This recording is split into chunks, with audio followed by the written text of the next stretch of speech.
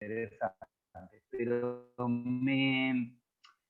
me siento especialmente contento por poder compartir esto con una persona que admiro mucho, que quiero mucho y que, por supuesto, ha sido muy importante en mi vida, como Marcelo Polaco. Marcelo, independientemente de ser rabino de Córdoba, como muchos lo conocen, para mi familia es fundamental su presencia. Y entiendo que, no quiero arrogarme cosas que no me corresponde, pero él nos recuerda como uno de los primeros matrimonios que hizo en su carrera. Y todavía estamos, así que estamos muy bien y esperamos muchos años más. Así que está todo muy bien en ese aspecto. Pero hoy vamos a charlar de un tema de la historia que entiendo que además es apasionante. Hablar de la Inquisición en América y de la Inquisición en general, entiendo yo que es hablar de otro gran genocidio de nuestra historia. Un genocidio que no quiso terminar con los judíos, sino que quiso terminar con el judaísmo. Si uno verdaderamente llegaba a una situación en la que decía que renunciaba a ser judío y lo demostraba y posiblemente vencido, es muy probable que uno hubiese podido continuar con su vida. Por lo tanto, no era la vida de uno la que estaba en juego, sino las creencias, sino la existencia de un pueblo, la existencia de una religión, la existencia de una historia, que era la que se quería borrar. La Inquisición no empezó en España, no nació en España. La Inquisición nació muchos años antes de lo que por lo general se conoce, alrededor del año 1200 y tanto, 1100 y pico, en el sur de Francia, cuando en general la Iglesia no le alcanzaba utilizar la excomunión como un medio para poder quitarse de su ámbito a aquellos que entendía eran herejes, que sostenían una idea diferente y que no les permitía tener un pensamiento homogéneo. Sin embargo, después la Corona de Aragón asume la idea de la existencia de la Inquisición dentro de su reino, y hasta que los reyes católicos, tanto Isabel de Castilla como Fernando de Aragón, tienen ellos o sellan este matrimonio. Yo no sé si ustedes sabían que mientras existía este matrimonio, Isabel seguía siendo la reina de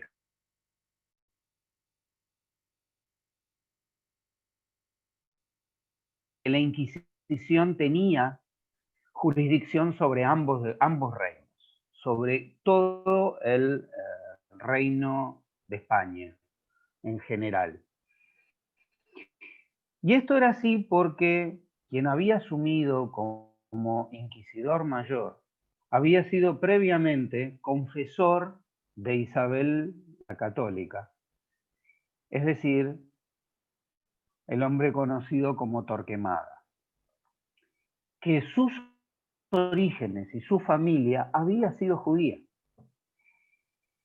España, sin solución de continuidad, como habitualmente se dice, pasó de lo que se dio en llamar la Reconquista Española, es decir, de terminar de recuperar la península en un proceso que llevó casi 7 siglos, de la presencia musulmana al descubrimiento de América y trasladar todas esas instituciones que tenían en la Reconquista directamente al nuevo territorio que habían conquistado. La invitación a Marcelo tiene que ver con varias razones. Primero, porque vamos a hablar sobre el tema de la Inquisición en América, pero además porque Marcelo tuvo el privilegio y el orgullo, y nos va a contar un poco sobre esto, de haber ayudado y haber hecho toda la investigación histórica previa para que Marcos Aguinis desarrolle esa obra maestra que es La Gesta del Marrano. Desde que nosotros, por ejemplo, en mi familia conocimos La Gesta del Marrano, el episodio o la parte donde festejan Pesaj se incluyó en nuestro Seder todos los años. Porque entendemos que es la forma más clara y concreta de mostrar que tenemos que hablar de la libertad como si nosotros mismos hubiésemos salido de Egipto. Contar qué es lo que sucedió en otros momentos de la historia, cuando nosotros mismos, en primera persona, no teníamos esa libertad. Marce, bienvenido. Y empezá por donde quieras de todo esto y vamos a ir charlando. Bueno, muchas gracias. Primero por agradecer a Ariel, a Betilela, a Ioni, está por ahí, a Esperá que te muteaste. Esta posibilidad Te muteaste. Sí, sí, no, porque como estoy desde el teléfono, si suena el teléfono, se interrumpe, entonces recién tuve un llamado y ya lo les decía, les agradezco la posibilidad de compartir esto con ustedes hoy y bueno, y con Ariel y Nelly, con quienes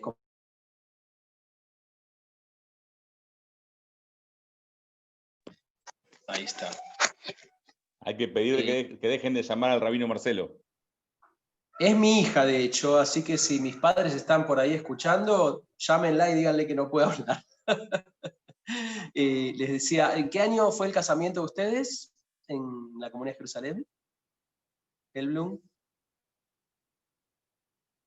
¿Se nos fue Helblum? Se quedó congelado, me parece, Marce. Ariel. Okay.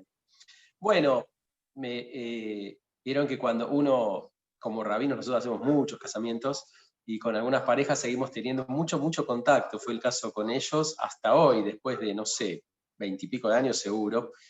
Por esa época, yo les cuento cómo nació esta cuestión del libro de Marcos. En realidad, Ariel dijo que yo hice toda la investigación, no es cierto, hice una parte de la investigación, una parte muy linda. Para mí fue un desafío muy increíble.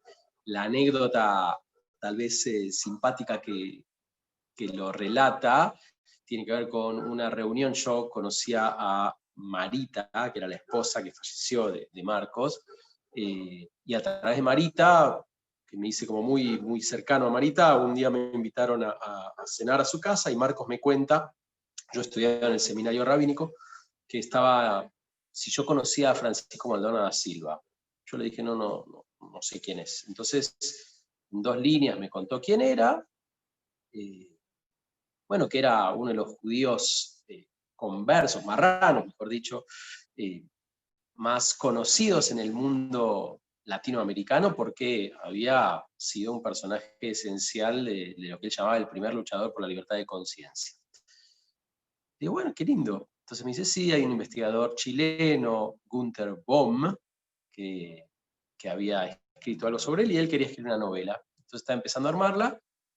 Me preguntó qué opinaba yo de la biblioteca del seminario rabínico, y yo le dije, nada, genial, la biblioteca judía más importante del Cono Sur, y como yo iba todos los días al seminario, me dice, ¿no te animás a ayudarme a investigar? Yo, claro, que yo lo conocía por los libros, imagínense, estamos hablando creo del año 90. Yo tenía muy pocos años, tenía 10 años. Pero ya estaba estudiando en el seminario. Y entonces le digo, sí, ¿cómo no? Entonces me dice, bueno, ahora estamos cenando, venite la semana que viene y charlamos. Bueno, me fui la semana que viene y charlamos. Entonces me dice, vamos a encontrarnos una vez por semana, yo te voy a pedir algunos datos que vos me investigues y me los traes para la semana que viene. Bueno, cómo no, ningún problema. Me contó más o menos cómo era la vida de este hombre, así en términos generales, que yo desconocía. Y entonces me dijo, bueno, mira, Francisco Maldonado da Silva nació, que esto es un dato real, en 1592 en San Miguel de Tucumán. Bárbaro. Para la semana que viene necesitaría que me digas a qué jugaban los chicos, más o menos cuando tenían 10 años, cuáles eran los juegos preferidos de los chicos en San Miguel de Tucumán, sería en el año 1592, 1600. Bueno, cómo no. Cerré la puerta y dije, la alternativa del suicidio era muy extrema. Entonces, ¿para qué dije que sí? O sea, ¿cómo voy a investigar esto? Ya empecé a cuáles serían las excusas más inteligentes como para evitar tener que hacerlo. Pero bueno, ya me había comprometido, me fui a la biblioteca del seminario, y en la biblioteca del seminario en ese año, de hecho, un par de meses antes, había fallecido en Chile uno de los investigadores, de los académicos más prestigiosos que tuvo América Latina en términos de la Inquisición, que se llamaba Boleslao Lewin. Boleslao Lewin falleció, había escrito, hay un montón de libros sobre la Inquisición de él, geniales, y su biblioteca de 8.000 títulos, su viuda decidió donarla al seminario rabínico. Entonces voy a la biblioteca y me cuentan en la biblioteca que estaba que viene bárbaro, porque si yo quería investigar algo de eso, iba a estar en la biblioteca de Boleslao. Y la biblioteca de Boleslao no estaba clasificada, es decir, había una especie de pieza con los 8.000 volúmenes, uno encima del otro apilados, desordenados. Entonces la idea fue que mientras yo buscaba algo que me lleve a los juegos de los chicos en esa época, mientras iba clasificando los libros, era un negocio para todos. Así que me senté, me acuerdo, en el piso ese, horas y días y semanas. Bueno, finalmente encontré dentro de esos volúmenes un libro que se llamaba, para mi sorpresa, Juegos Coloniales, que era una tesis doctoral, no me acuerdo de quién, que se había hecho investigaciones de todo tipo y color, y había publicado 400 páginas sobre a qué jugaban los niños en esa época. Yo no podía creerlo, bueno, como hay gente para todo, evidentemente, y me leí el libro de arriba abajo, preparé un resumen, y fui a la semana siguiente a lo de Marcos, y le presenté el resumen, le conté que jugaban y qué sé yo, sintiéndome una especie de héroe. Y así empezó, eso funcionó bien, y me acuerdo que la segunda consigna fue, bueno, ahora contame cómo era, averiguame, cómo era el comercio de esclavos en esa época, porque quiero inventar un personaje negro para la novela. Y bueno, entonces me fui a investigar cómo era la esclavitud, y etcétera, etcétera. Lo que más me fascinaba, y les cuento a todos que hoy iba a estar de sorpresa para todos Marcos Aguinis, que habíamos quedado en eso, pero a último momento tuvo una complicación que tenía que estar en otro Zoom, así que no está, si no él lo contaría mejor, pero yo lo diría igual ahora. Lo que me fascinaba, y todos los que no leyeron el libro, la verdad que es muy recomendable, porque yo les llevaba como datos así fríos, entre comillas, y yo después veía cómo esos datos fríos se convertían en una novela apasionante y cobraban vida. Y bueno, esa es la maestría de los que escriben como Marcos, ¿no? Bueno, y a mí me hizo empezar a descubrir una especie de otro mundo nuevo, de los muchísimos que hay, y que uno va descubriendo a lo largo de sus días. Y la verdad que es una historia fascinante, fascinante por muchos sentidos. La historia de Francisco Maldonado da Silva es realmente emocionante. Y lo que decía Ariel, que es parte del CEDER, fíjate qué coincidencia, cuando yo me toca estar en Israel en el último año del seminario rabínico, me toca vivir en Jerusalén, y allí, en otros estudios paralelos que yo estaba haciendo, en la Universidad Hebrea, conocí a un tal Noam Zion. Noam Zion es un investigador del instituto que se llama Shalom Hartman, que escribió lo que en Israel fue una de las Agadot de Pesach más exitosas en términos de venta y de conocimiento, que es una Agadá mishpachtit, se llama, una Agadá familiar, que después se tradujo al inglés, a Estados Unidos, de Family Agadá, y después la comunidad israelita de Uruguay, hace pocos años, la tradujo al castellano en realidad.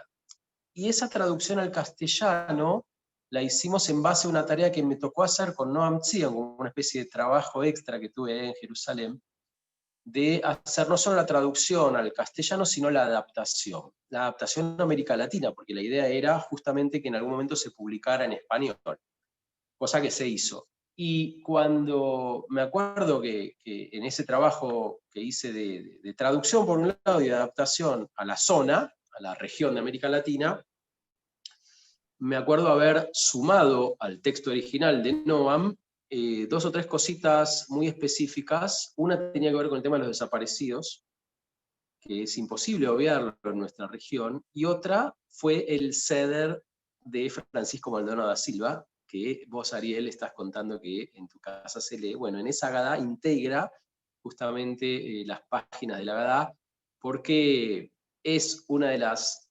de las páginas más conmovedoras de la novela de Marcos. Así que esto es como un regalo que vos me haces para recordar, y fíjense cómo el tema de la Inquisición en América Latina tiene reminiscencias hasta hoy. De hecho, la Inquisición en América Latina, los tribunales de la Inquisición se crearon en 1569, 1570, había básicamente 3 en América Latina, los más importantes era el del Virreinato de la Nueva España, que sería en México, y el otro que era el Virreinato del Perú, que era en Lima, el tribunal. Había uno más en Cartagena. En Cartagena de Indias.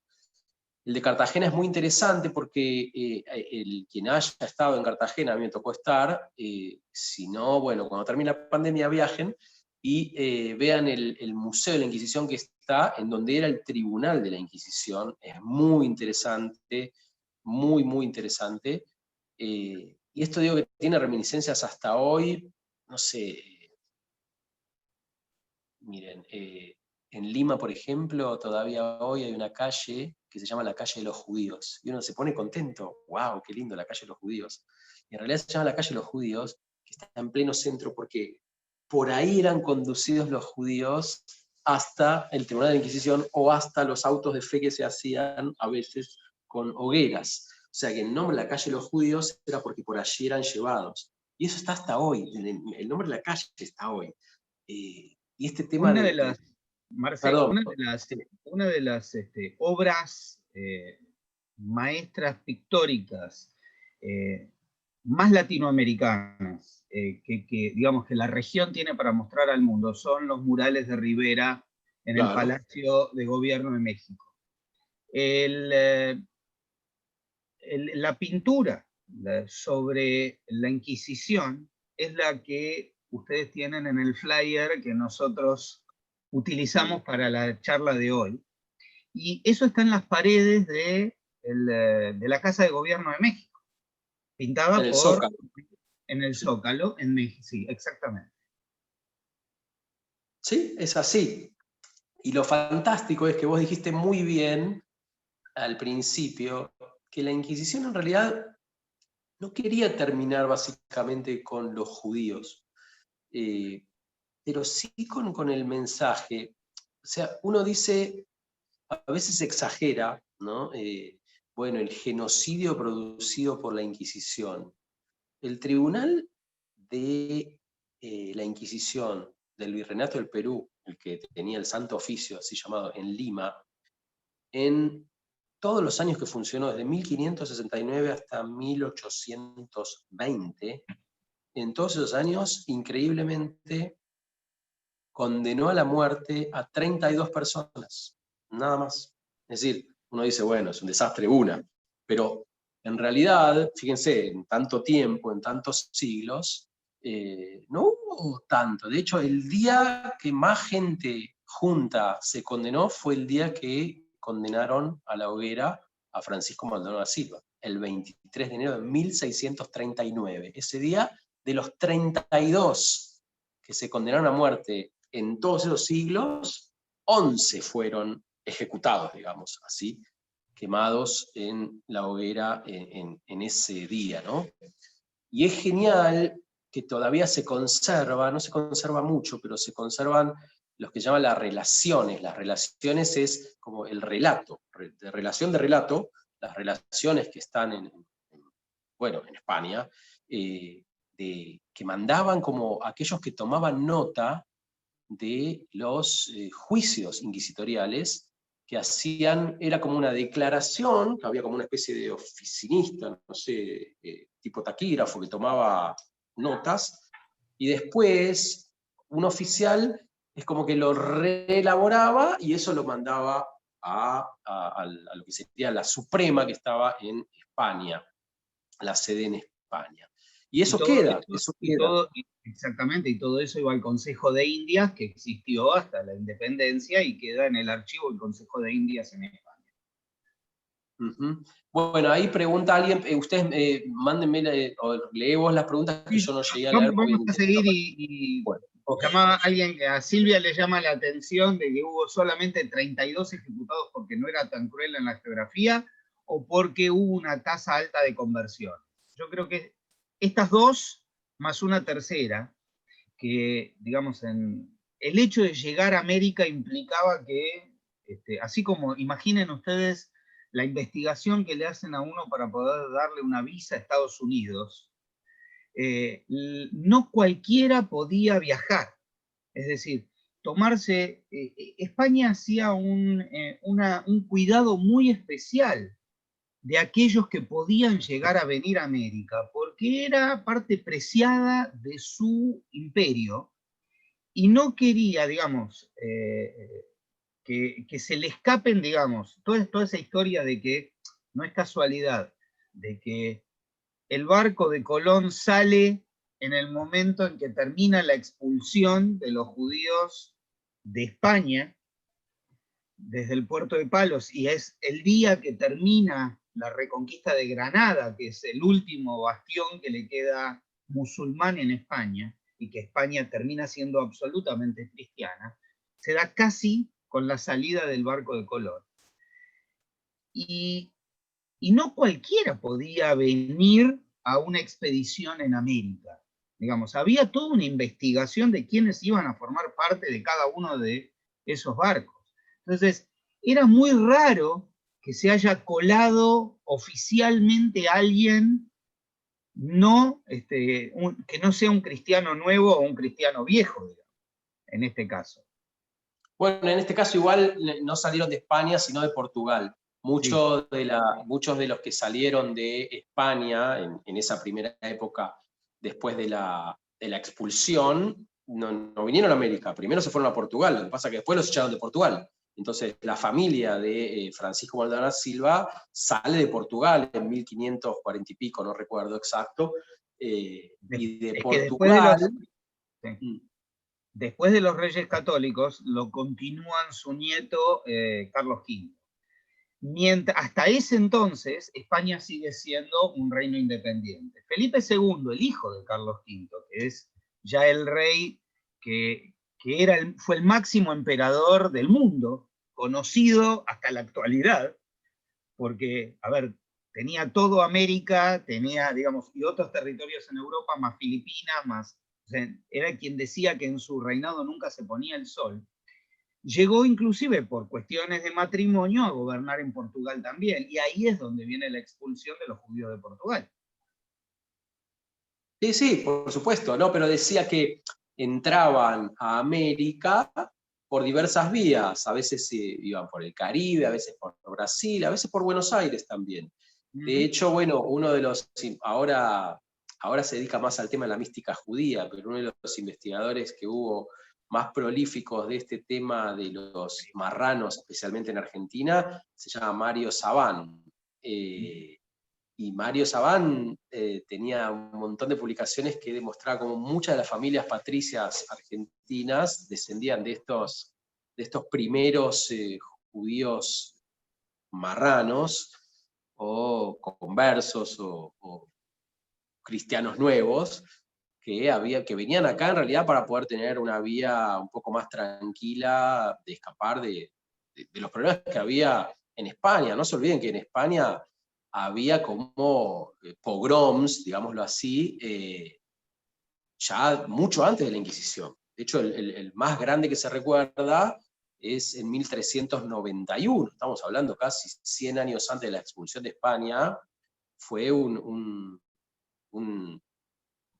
sé, como un pogrom masivo en la mayoría de las ciudades donde estaban lo que llamaban las aljamas, que eran como las keilot, los barrios judíos, llamémosle así, de cada ciudad de Córdoba, Sevilla y otras ciudades españolas donde estaban asentados la mayoría de los judíos. Y hubo situaciones bastante, digamos, se imaginan que en uno solito de esos podía haber cientos de muertos. Por eso digo que, en términos generales, la Inquisición, a pesar de su perversión, tuvo como un suave, digámoslo así, en relativo, ¿no? En comparación relativa, digo, no fue tan sanguinaria, no fue tan sanguinaria. La mayoría de los casos que llegaban al Tribunal de la Inquisición, el Tribunal de la Inquisición tenía como distintas salidas. Vos salías o a la hoguera, en estos casos, o salías, que se llama reconciliado, como, bueno, o salías abjurado. Abjurado es como que bueno, de algún modo reconocías el error y volvías a estar de una forma un poco más cercana a lo que pretendía la Iglesia en ese momento, pero la mayoría salía vivo. A veces eran reclusiones en monasterios. Por ejemplo, de hecho, el hermano mayor de Francisco Aldana Silva, si no recuerdo mal, se llamaba Diego. Él, por ejemplo, él y su padre, los dos fueron detenidos por el Tribunal de la Inquisición, y los dos tuvieron un juicio. Ninguno de los dos fue condenado. Los dos, uno fue recluido en un monasterio y otro también estuvo preso, digamos, pero el mayor Diego fue recluido en un monasterio como para que repase las enseñanzas de la Santa Iglesia y no siga judaizando, de lo cual lo habían acusado con razón, porque digamos que el personaje, Francisco, que no fue un personaje, sino un señor de carne y hueso, en realidad era el hermano menor. Entonces él vio esto de cómo su padre y su hermano mayor eran detenidos por la Inquisición, y él terminó siendo criado más que nada por su madre, que intentaba criarlo como cristiano. Y de hecho, su madre lo logró con su hermana, porque termina siendo su hermana, creo que era Isabel, ahora ya se me fueron algunos datos, su hermana es la que lo denuncia en Chile y ahí lo detienen, ¿no? Lo detienen y lo llevan preso a un convento, y después de Chile lo trasladan preso a Perú, y en el tribunal queda 13 años y tiene 15 disputas teológicas que, como él no abjuraba de lo que había hecho, y cada vez que podía, y eso está en las relaciones, de donde sacó Marcos la mayoría de los datos del juicio, que también son apasionantes como están escritos por él, ¿no? En el final del libro, pero él cada vez que podía decía que él juraba solo por el Dios de Israel. Y recuerdo como una de las escenas, que también increíblemente está en las relaciones, que cuando los que terminaron haciendo el auto de fe y la quema en la hoguera, parece que cuando lo estaban transportando, y lo transportaban con los libros que había escrito en la prisión de Lima, de la Inquisición en Lima, se las arregló para escribir. Y algunas de las cosas que escribió no quedan muchas, quedan pocas páginas, que eran como mini tratados filosóficos, que de memoria recitaba algunos pasajes de la Torá, incluso de los libros de los profetas. Él se hacía llamar Elí Anazri, Elí, como sería el nazareno. Y él lo llevaron con los libros que él había escrito colgados del cuello. O sea, como que en los libros le habían enrollado, en el cuello le habían enrollado los libros, y parece ser que un viento fuerte corrió una especie de telón que estaba, una cortina que estaba en los tablados que habían hecho, los tablones que habían hecho para la hoguera, y según las relaciones Francisco gritaba que era lo que Dios quería ver con sus propios ojos, como él era un mártir del pueblo de Israel. Una cosa así monumental en términos de la libertad religiosa, porque la mayoría se imaginan enfrentarse teológicamente a los tipos más poderosos del momento, siendo uno nada. Había que tener Beitzin, y la verdad que este hombre los tenía de una manera, no sé, monumental. Por eso, digamos, uno lee una novela y se emociona, pero cuando uno lee una novela que llega, que uno sabe que es verdad, por supuesto es novelado, pero que está basado en hechos reales, y que los hechos reales uno los puede verificar. Eso le pone como un peso a la emoción, que yo creo que se agudiza a medida que uno lo va leyendo. Y me parece que es como un libro que yo pondría de lectura obligatoria, especialmente para los jóvenes, porque como abarca una época importante de la vida, de la rebelión de los jóvenes, también es un libro, obviamente ahora ya un libro pasó a ser una mala palabra, nuestros jóvenes, pero me parece que igual no hay que cejar en esto, ¿no? De tener como una mini bibliotequita casi de lectura obligatoria. Yo pondría La gesta del marrano ahí también. Para mí está en los primeros lugares de los libros que uno debería tener que leer sí o sí, y no solo una vez, sino cada tanto, porque son esos que cuando los volvés a leer, encontrás cosas que en algún momento no te acordabas que las habías leído, o te da una sensación. Hay libros que uno lo lee una sola vez y que después no tiene sentido volver. Cada tanto creo que hay que volver a releerlo. Marcelo, hay dos preguntas, y las dos son muy interesantes. Y te abro la... Cuando la pregunta es interesante, la respuesta no suele serlo. Bueno, a ver, uno es, ¿qué interpretamos con esta nueva situación de que España acepta devolver o dar la ciudadanía a quienes demuestren sus orígenes sefaradí, como forma de reparación? O sea, lo dejo yo en una pregunta. Bueno, a ver, es muy difícil. Es muy difícil cuando los estados se tienen que hacer cargo de cuestiones de Estado de tantos siglos para atrás. O sea, nosotros entendemos, como judíos y con toda la reparación histórica que ha hecho Alemania después de la Shoah, pero tiene otro nivel de cercanía, ¿no? Es como, y empezó la reparación, digamos, está bien, no empezó en el año 45, está bien los juicios de Nuremberg, pero las reparaciones del gobierno alemán empezaron relativamente muy cercanas a la fecha de los hechos.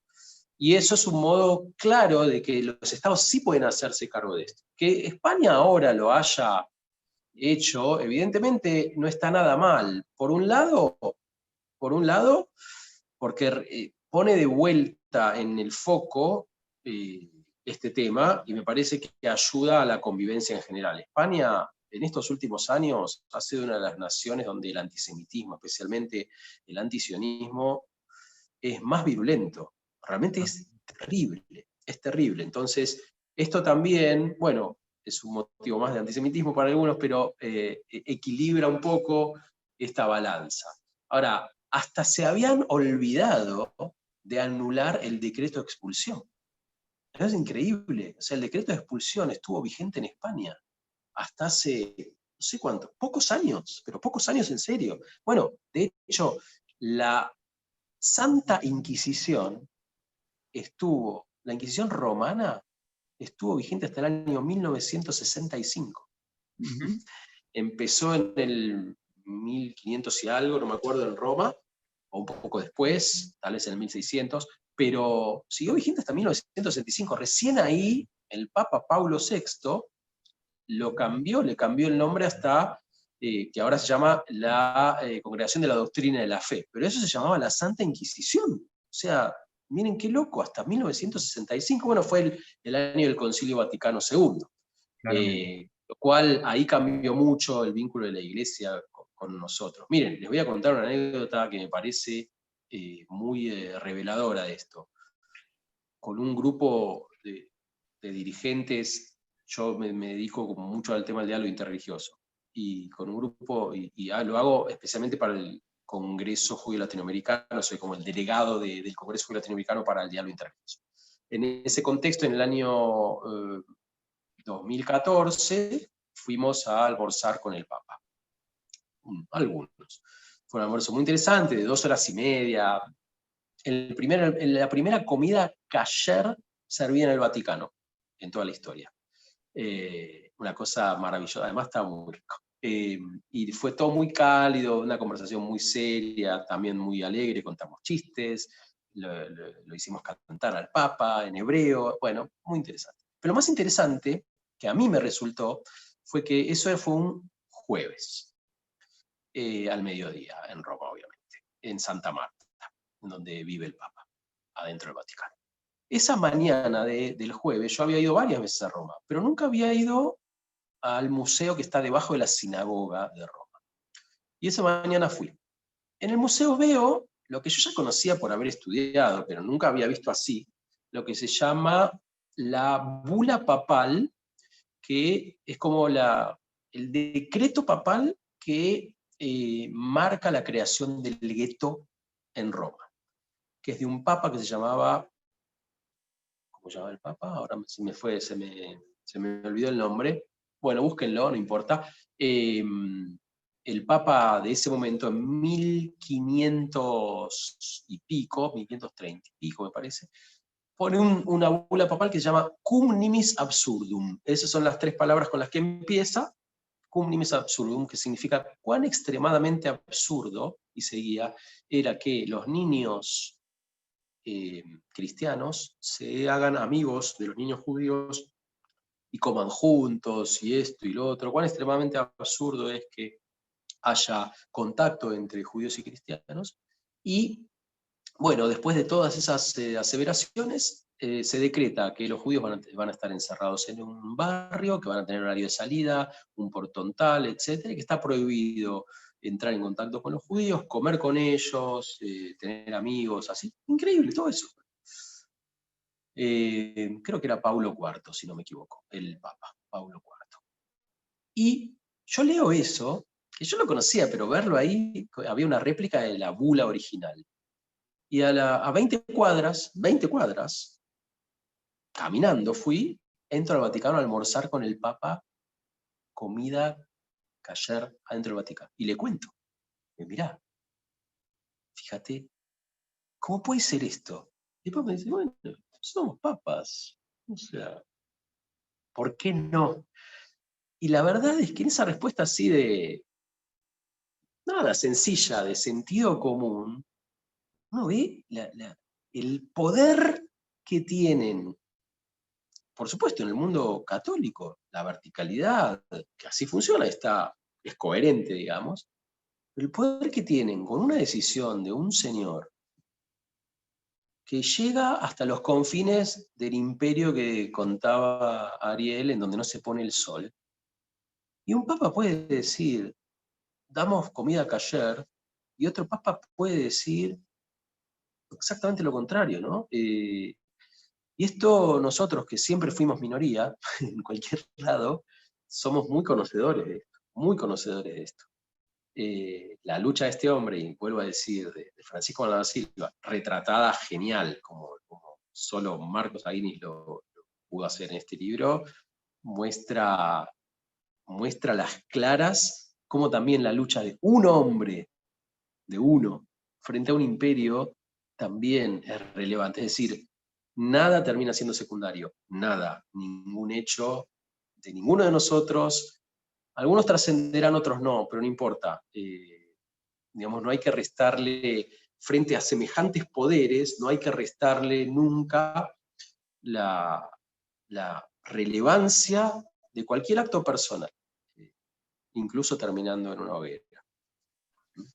Hay gente que pide más de tus anécdotas con Marcos en el trabajo ya se te van a ir ocurriendo. Mientras tanto, digamos, yo querría agregar que la Inquisición no es que solamente veía que el peligro se encontraba entre aquellos que judaizaban, sino que veía peligros que otros también los vieron como peligros, por ejemplo, la homosexualidad, sí. el Bueno, bestialismo. los protestantes también la sufrieron. Las brujas. A eso iba, las brujas, o lo que llama el bestialismo, el tener relaciones con animales. De hecho, hay juicios, autos de fe hechos a animales. Sí, es cierto. Por parte de la Inquisición. Víctor Seidenberg, ¿querías decir algo? Hola, antes que nada, saludos, porque hola, Víctor. Marcelo, ¿te acordás? Fuiste el que casó a mis hijos, así que estamos acá presentes. Pero eso fue cuando yo tenía 8 años. Así que, Ariel, no sos el único por el que participó. Pero quiero leerte algo sobre lo que escribió Marcos. Dedico un reconocimiento especial a Marcelo Polakov, quien, imbuido de entusiasmo por el proyecto, obtuvo información adicional de archivos y bibliotecas a la que marcó y clasificó criteriosamente. A esto te dedicó Marcos. Sí, es verdad, el entusiasmo está. Y saben que la palabra entusiasmo en realidad es una palabra que originalmente tiene que ver con lo divino, porque es enteosiasmo, o sea, es un entusiasmo imbuido de algo sagrado, del teos. Ese entú viene de la palabra enteos, o sea que el entusiasmo venía también con una onda así, no sé, trascendente. Me parecía, sin saberlo en ese momento, que esa obra iba a ser algo fantástico, y realmente, bueno, terminó siéndolo. No por lo que hice yo, por lo que hizo él, pero digo, fue una linda experiencia. No, pero más vale que sí, que digamos, que haber formado parte de eso. Si claramente. Beth Hillel fue una de las primeras instituciones, comunidades, que invitó a Marcos Aguinis, y a él en ese entonces estaba en la comisión de eventos, y organizamos la presencia de Marcos Aguinis en Beth Hillel para presentar el libro justamente La gesta del marrano, y para decirte que en el Beth Hillel viejo, en el antiguo Beth Hillel, habíamos llenado toda la sala de la planta baja, donde estaba el templo, con el libro, con la presentación de Marcos Aguinis y el libro La gesta del marrano. Con la cava. Gracias, Víctor. ¿Alguna otra pregunta, comentario que alguien tenga que quería hacer? ¿No? Menos mal, porque yo no lo sabría tampoco, así que... no, yo quiero.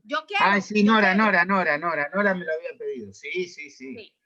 Bueno, yo no te tengo de rabino, yo soy de Venezuela, hola, desde Caracas. Yo quería saber, siempre aquí están hablando, hay una cosa interesante, en Venezuela tenemos un problema político que Ariel lo sabe, que es Maduro. Maduro dice que es judío, pero en realidad se ha investigado a través de la iglesia de la sinagoga de Curazao, que él era hijo de un dueño de esclavos que era judío, que era Maduro, y si usted sabe algo de eso, y por qué Venezuela nunca aparece en estos capítulos tan importantes, porque a mí me parece que Venezuela nunca fue importante porque nada más fue capitanía general. Entonces, ¿qué sabe usted sobre Venezuela en ese aspecto?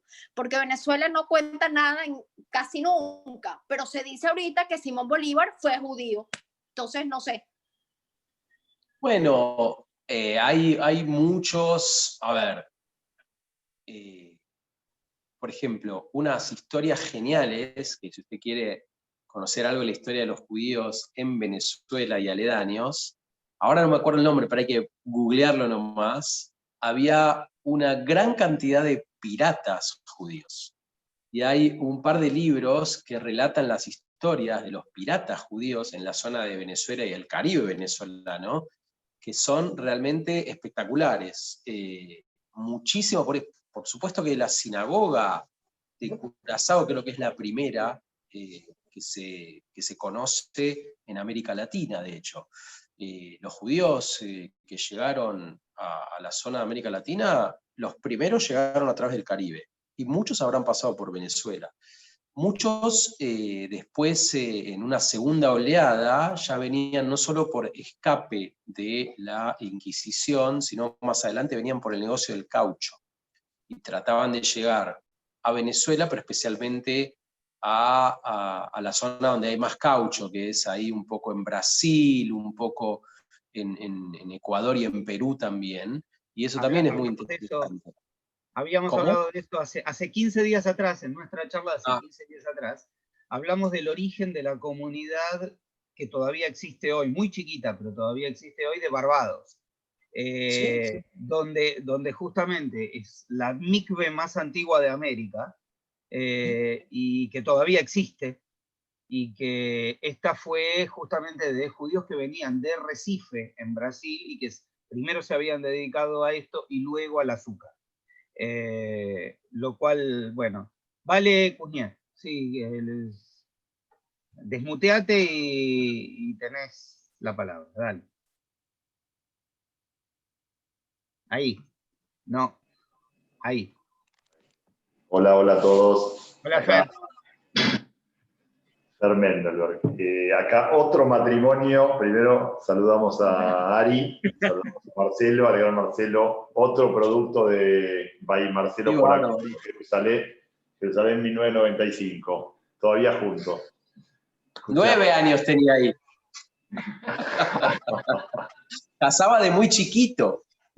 Tremendo, tremendo. Le salía bien ya, para ser tan pibe, le salía muy bien. Bueno, este libro, una maravilla, riquísimo lo que escuchamos y las vivencias. Lo fui a buscar para empezar a leerlo de vuelta, después de muchos años, a releerlo. Nos hiciste picar el bichito.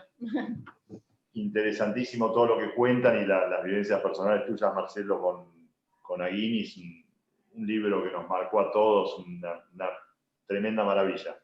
Tuvimos la suerte hace 2 años de poder hacer el recorrido por España y por Portugal, pasando en Portugal un pueblo, ¿cómo se llama el pueblo de montaña?